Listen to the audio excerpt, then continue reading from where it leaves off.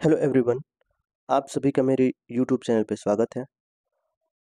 जैसा कि आप लोगों ने थंबनेल देख ही लिया होगा, इस वीडियो में हम एडुटेरिया करंट अफेयर्स जो कि अभी नई बुक आई है करंट अफेयर की, उसका प्रैक्टिस सेट नंबर 4 का डिस्कशन करेंगे।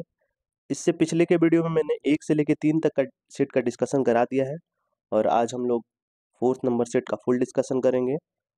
फ्रेंड्स, इस वीडियो में जो भी इम्पोर्टेंट फैक्ट्स एक्स्ट्रा होंगे वो मैं ऐड करता चलूँगा, वो आप लोग नोट करते जाइएगा। अगर आप मेरे चैनल पर नए हैं और वीडियो को पहली बार देख रहे हैं तो प्लीज़ मेरे चैनल को सब्सक्राइब कर लीजिए और बेल आइकन भी प्रेस कर दीजिए, जिससे आगे आने वाली सभी वीडियो आप लोगों तक पहुंच सके। वीडियो को एक बार अपने फ्रेंड सर्किल और स्टडी ग्रुप में शेयर भी कर दीजिए। तो चलिए स्टार्ट करते हैं प्रैक्टिस सेट नंबर 4। पहला क्वेश्चन है इसमें, विश्व हाइड्रोजन सम्मेलन 2024 के संबंध में निम्नलिखित कथनों पर विचार करें और बताना है कि कौन सा कथन सत्य है इसमें। ये जो विश्व हाइड्रोजन सम्मेलन 2024 हुआ था, ये नीदरलैंड के रोटरडैम में आयोजित किया गया था, ये सही है। भारत अपने उद्योगों को बढ़ावा देने के लिए इस सम्मेलन का उपयोग एक मंच के रूप में किया है, ये भी सही है। भारत का लक्ष्य 2030 तक 5 मीट्रिक टन की हरित हाइड्रोजन उत्पादन क्षमता हासिल करना है, ये गलत है। 5 मीट्रिक टन नहीं, 5 मिलियन मीट्रिक टन है, 5 MMT, तो ये गलत हो जाएगा। सही कौन सा हो जाएगा? ऑप्शन 1 और 2, राइट ऑप्शन बी हो जाएगा। 1 और 2 सही है। अगला देखेंगे, विश्व वन्य जीव रिपोर्ट आधार रिपोर्ट 2024 के संबंध में निम्नलिखित कथनों पर विचार करें और बताना है कि सत्य कथन कौन सा है। इसका राइट ऑप्शन हो जाएगा ऑप्शन बी, केवल 2, केवल दूसरा सत्य है। वर्ष 2015 से 21 के दौरान वैश्विक अवैध वन्यजीव व्यापार से गैंडे और देवदार में सबसे अधिक प्रभावित पशु और वनस्पतियां प्रजातियां थी।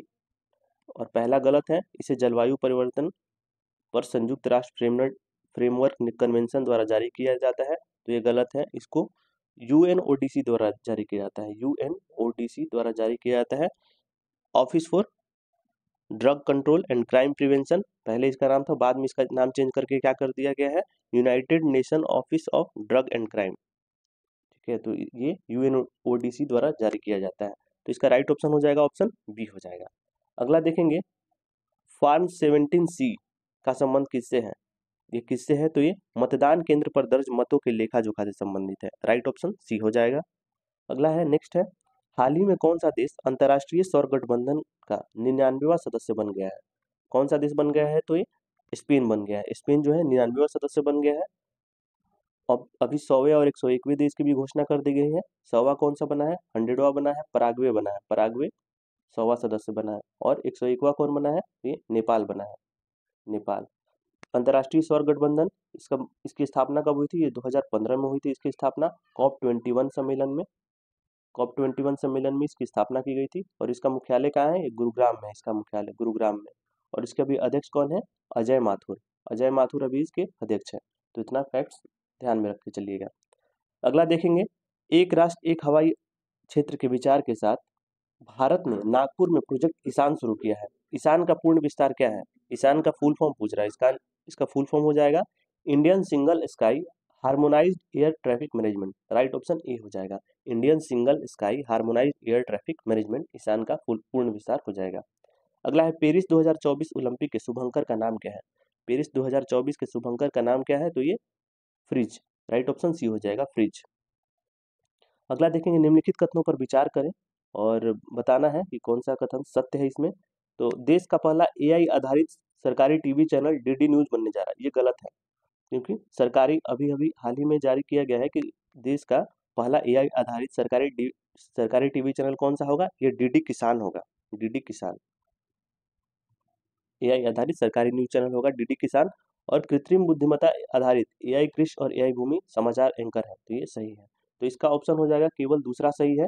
तो ऑप्शन देखिएगा कौन सा सही है, तो केवल 2, ऑप्शन बी हो जाएगा, केवल दूसरा सही है, केवल 2।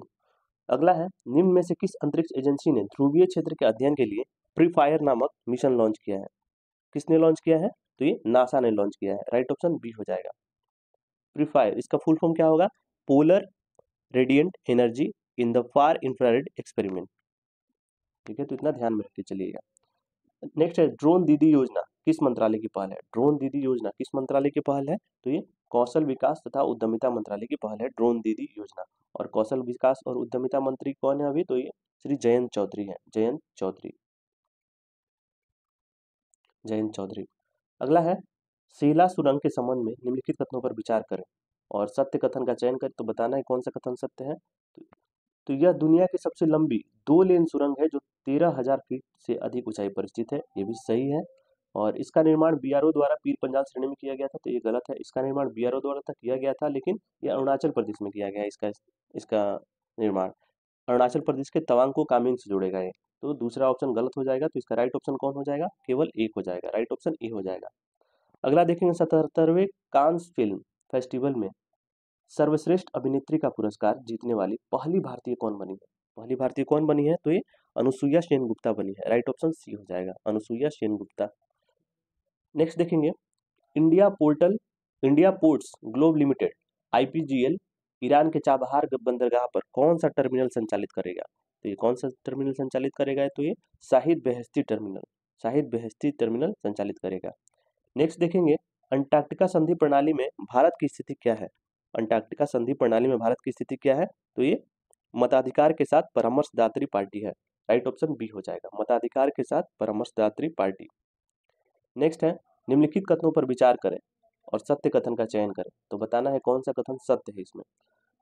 तो इसमें राइट ऑप्शन हो जाएगा ओनली, केवल 2 हो जाएगा, केवल 2। राइट ऑप्शन बी हो जाएगा।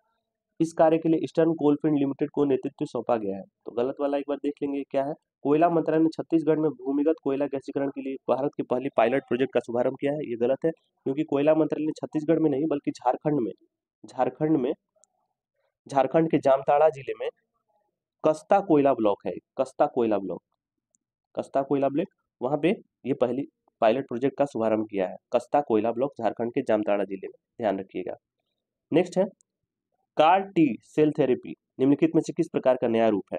तो किसका नया रूप है ये? तो ये सेलुलर इम्यूनोथेरेपी का नया रूप है। CAR-T थेरेपी किसका नया रूप है? तो सेलुलर इम्यूनोथेरेपी का नया रूप है। अगला देखेंगे मिलान करना है सूची 1 व्यक्ति और सूची 2 उपलब्धि। तो कौन सा इसमें देखेंगे कौन किससे संबंधित है? तो ये टी लैम, ये वियतनाम के राष्ट्रपति हैं। टू लैम वियतनाम के राष्ट्रपति। जॉन स्वेलन ये अंतर्राष्ट्रीय एल्यूमिनियम संस्थान के उपाध्यक्ष हैं। जॉन स्लेवन। लुइस अविनादार ये डोमिनिकन रिपब्लिक के राष्ट्रपति हैं। और आंद्रेई बेलोसाउ ये रूस के रक्षा मंत्री हैं। तो इसका राइट ऑप्शन हो जाएगा 3124। नेक्स्ट देखेंगे हाल ही में किस देश द्वारा दुनिया के पहले 6G डिवाइस का प्रोटोटाइप पेश किया गया है? किस देश द्वारा किया गया है? तो ये जापान के द्वारा किया गया है। राइट ऑप्शन सी हो जाएगा। दुनिया के पहले 6G डिवाइस का प्रोटोटाइप किस देश ने पेश किया है? तो ये जापान ने पेश किया है। नेक्स्ट है निम्नलिखित कथनों पर विचार करें और सत्य कथन का चयन करें। बताना है कि कौन सा सत्य कथन है इसमें। तो इसका राइट ऑप्शन हो जाएगा फ्रेंड्स ऑप्शन 2, न तो 1 न तो नहीं 2। क्योंकि देखेंगे कौन सा इसमें क्या सही है। तो लद्दाख में उल्लास कार्यक्रम के तहत युवाओं को रोजगार के लिए प्रशिक्षण दिया जा रहा है। तो ये गलत है। उल्लास कार्यक्रम के तहत देश के सभी राज्य या यूटी के जितने भी केंद्र शासित प्रदेश है उनमें 15 वर्ष से या उससे अधिक आयु के निरक्षरों को जोड़ा जाएगा। और अगला है उल्लास केंद्रीय कौशल विकास तथा उद्यमिता मंत्रालय की पहल है। तो ये भी गलत है। तो ये केंद्रीय शिक्षा मंत्रालय की पहल है। अगला देखेंगे, इसलिए इसका आंसर हो जाएगा न तो 1 और न ही 2। राइट ऑप्शन डी हो जाएगा।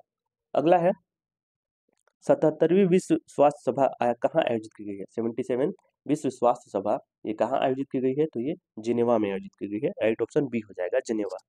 अगला है हाल ही में खबरों में रहा भारतीय साइबर अपराध समन्वय केंद्र I4C किस मंत्रालय के तहत संचालित होता है?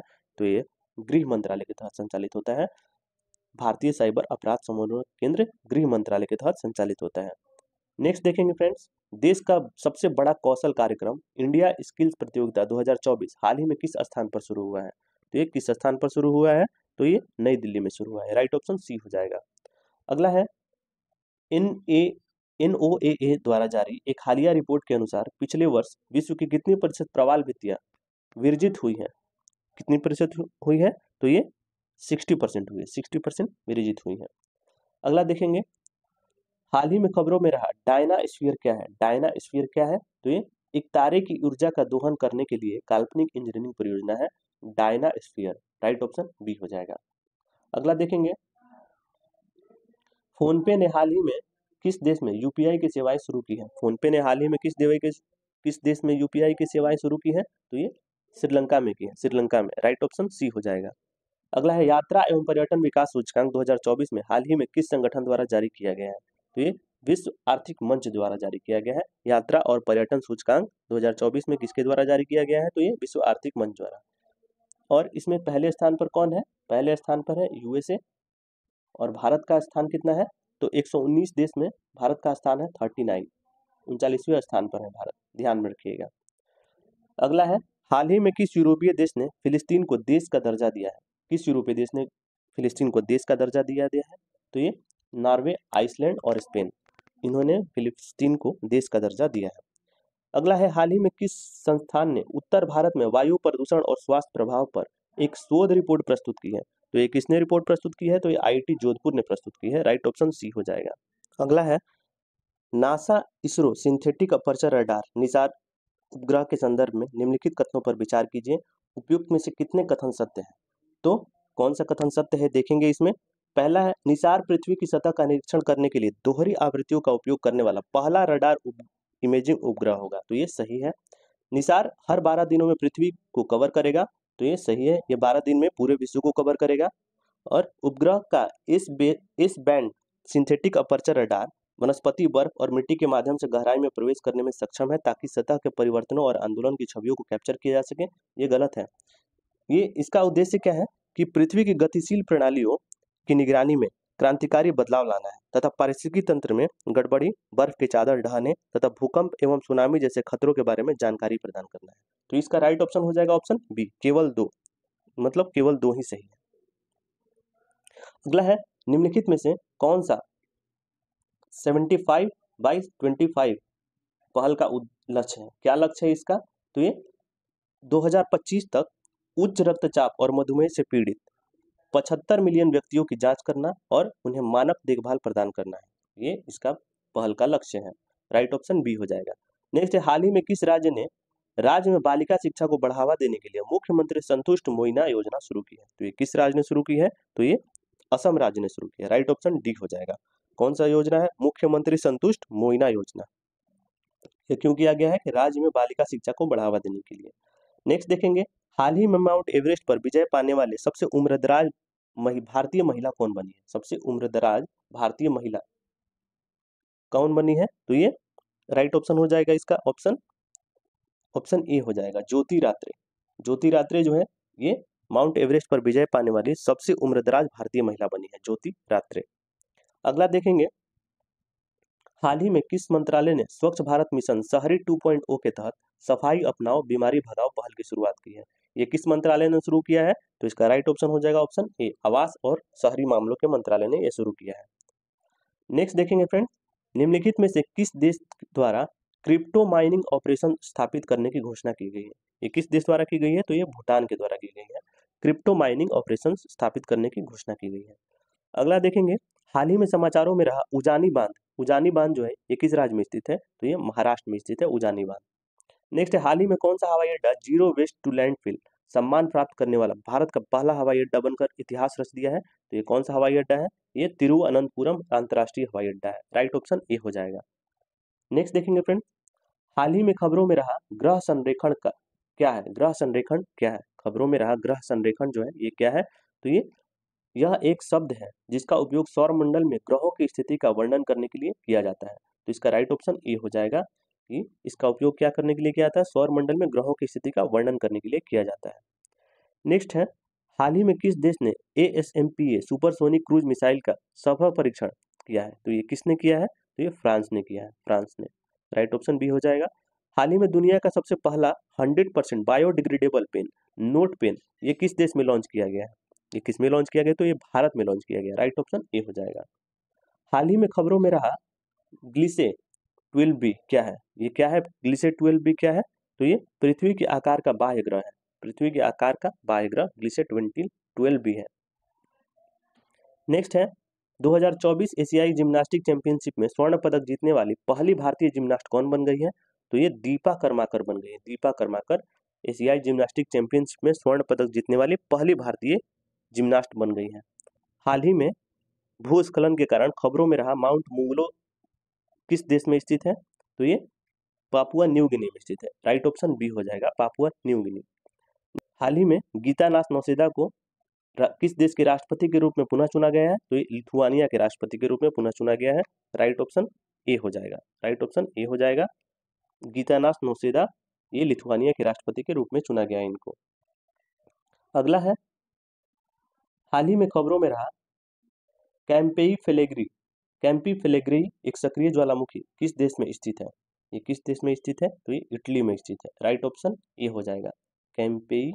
कैंपी फेलेग्री एक सक्रिय ज्वालामुखी किस देश में स्थित है? तो ये इटली में स्थित है।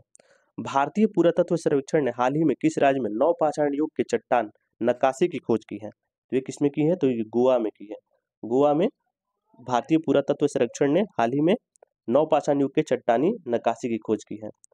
नेक्स्ट है, हाल ही में खबरों में रहा प्रवाह पोर्टल किस संस्था द्वारा लॉन्च किया गया है? तो ये आरबीआई द्वारा लॉन्च किया गया है। राइट ऑप्शन ए हो जाएगा, प्रवाह पोर्टल आरबीआई द्वारा।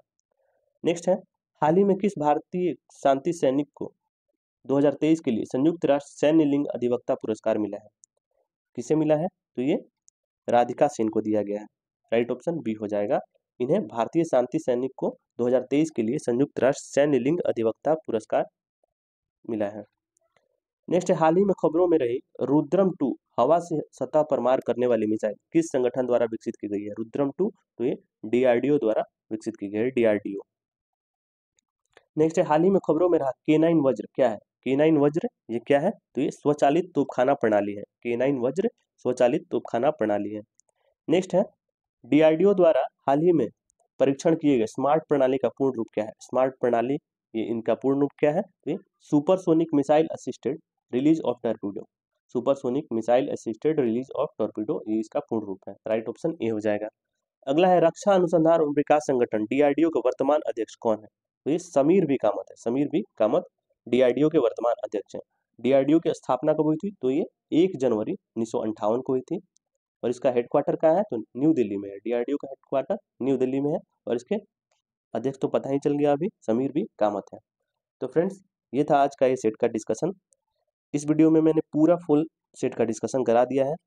कमेंट में बताइएगा वीडियो कैसा लगा, और अगर आप सभी ने अब तक वीडियो को लाइक नहीं किया है तो प्लीज़ वीडियो को लाइक कर दीजिए और चैनल को भी सब्सक्राइब कर लीजिए। मिलते हैं अगले वीडियो में। धन्यवाद।